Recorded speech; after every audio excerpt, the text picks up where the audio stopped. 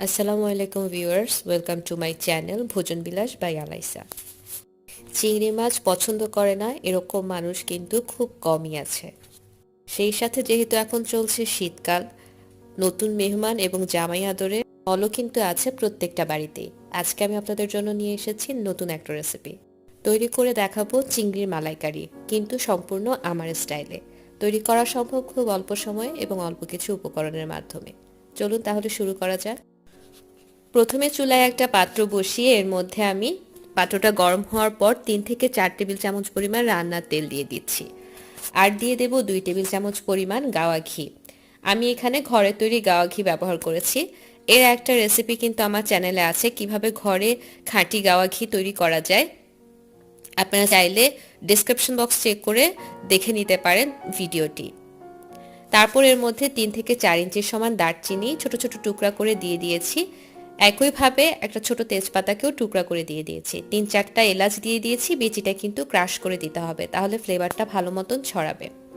তারপর এর মধ্যে 1/4 কাপ পেঁয়াজ কুচি দিয়ে খুব ভালো মতো পেঁয়াজের সাথে এবং মশলার সাথে নেড়ে নিচ্ছি। চুলার আঁচটা বরাবরের মতোই মিডিয়ামে আছে। পেঁয়াজটা কিছুটা যখন নরম হয়ে যাবে তখন আমি পেঁয়াজটাকে এক সাইডে নিয়ে পাটের গায়ে একটুখানি জায়গা খালি করে নিচ্ছি। এর মধ্যে আমি যেই চিংড়িগুলো থেকে চামড়াগুলো ছাড়িয়ে রেখেছিলাম সেই চামড়াগুলো দিয়ে দিচ্ছি।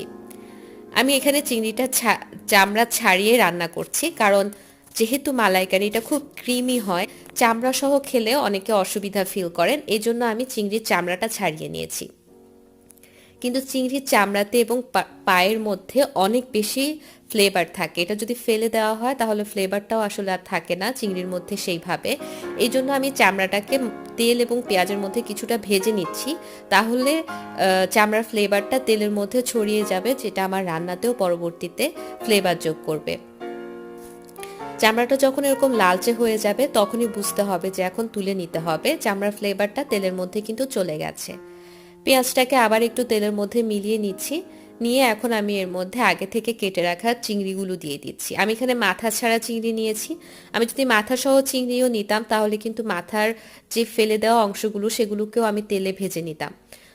চিংড়ির প্রত্যেকটা অঙ্গে প্রচুর যে অংশগুলো আমরা ফেলে দিই সেগুলোতেও কিন্তু প্রচুর ফ্লেভার থাকে।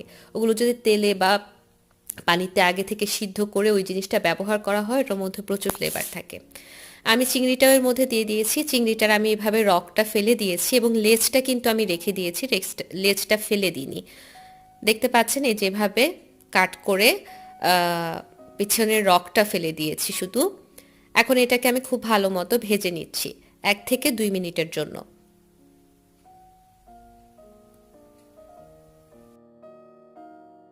1 থেকে 2 মিনিট ভেজে নেওয়ার পরে আমি এখন চিংড়িগুলোকে তুলে অন্য একটা পাত্রে রেখে দেব।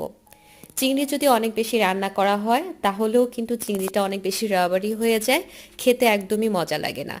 তো আমি 1-2 মিনিট ভেজে চিংড়িটাকে তুলে রেখে দিয়েছি। এখন আমি পাত্রটা গরম করে এর মধ্যে দিয়ে দিচ্ছি 1 টেবিল চামচ পরিমাণ রসুন বাটা এবং 1.5 টেবিল চামচ পরিমাণ আদা বাটা। তারপরে এটাকে খুব ভালো মতো ভেজে নিতে হবে।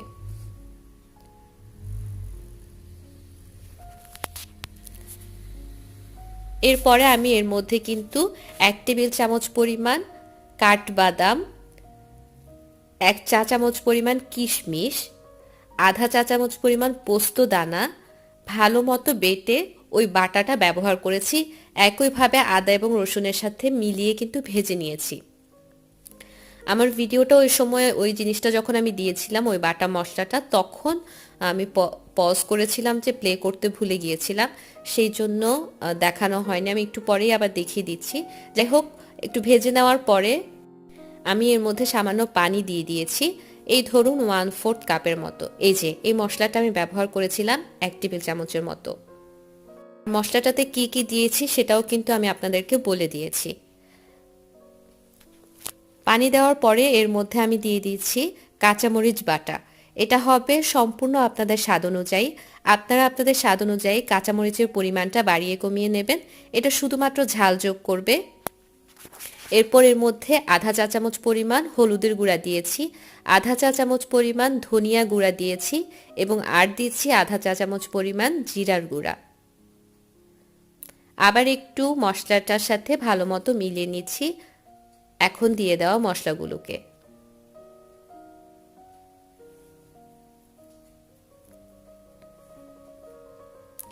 তারপর আমি এর মধ্যে 400 গ্রাম নারকেলের দুধ দিয়ে দিচ্ছি। আমি এখানে ক্যানে যে নারকেলের দুধটা কিনতে পাওয়া যায় বাজারে সেটা ব্যবহার করেছি। আপনারা চাইলে ফ্রেশ নারকেল বাটাও ব্যবহার করতে পারেন। সেই ক্ষেত্রে আধা কাপ পরিমাণ নারকেল বাটা আপনারা ব্যবহার করবেন। আমি এখানে যে নারকেলের দুধটা ব্যবহার করেছি সেটা অনেক বেশি ঘন ছিল। ক্যানের দুধগুলো সাধারণত এরকমই থাকে। স্বাদ অনুযায়ী লবণ এবং 1 টেবিল চামচ পরিমাণ চিনিও কিন্তু দিয়ে দিয়েছি। আমার কাছে টেস্ট করার পর মনে হয়েছে ঝালটা একদম কম হয়েছে, তাই আমি এর মধ্যে আরও 1.5 টেবিল চামচ পরিমাণ কাঁচামরিচ বাটা দিয়ে দিয়েছি। খুব ভালো মতো মিলিয়ে এখন বলক আসা পর্যন্ত অপেক্ষা করব। যখন এরকম বলক চলে আসবে তখন আমি আগে থেকে ভেজে রাখা যে চিংড়িগুলো ছিল সেটা আমি এর মধ্যে দিয়ে দিচ্ছি। তুলে নেওয়ার সময় যে তেল এবং পেঁয়াজগুলো তুলেছিলাম সেগুলো কিন্তু খুব ভালো মতো কেচে এর মধ্যে দিতে হবে, কারণ প্রত্যেকটা জিনিসের মধ্যেই চিংড়ির ফ্লেভার রয়েছে, তাই একটু তেল বা পেঁয়াজ নষ্ট করা যাবে না।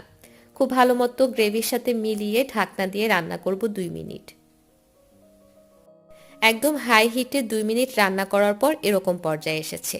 এখন আমি চুলার আঁচটা হাইতে রেখে এটাকে আরও 2 মিনিট এরকম নেড়ে চেড়ে রান্না করতে থাকবো।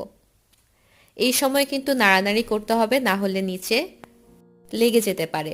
যখন এরকম কাঙ্ক্ষিত ঘনত্বে চলে আসবে তখন আমি এর মধ্যে অন্য উপকরণগুলো অ্যাড করতে থাকবো। আসলে এখন গ্রেভিটাও হয়ে গেছে, চিংড়িটাও রেডি হয়ে গেছে। চিংড়ি হায়েস্ট আপনারা 5 থেকে 7 মিনিটের মতো রান্না করবেন। এর থেকে বেশি যদি রান্না করা হয় তাহলে কিন্তু চিংড়ি অনেক বেশি রাবারি হয়ে যায়।